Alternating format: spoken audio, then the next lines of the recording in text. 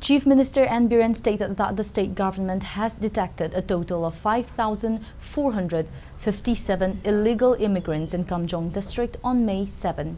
The Chief Minister on his X account stated that biometric data of 5,173 such illegal immigrants have been collected so far and deportation process is underway.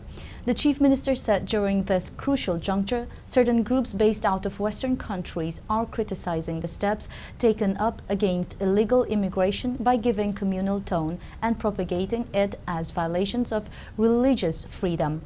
The situation is such that survival of indigenous population is at stake, and as such, deportation of illegal immigrants will be continued.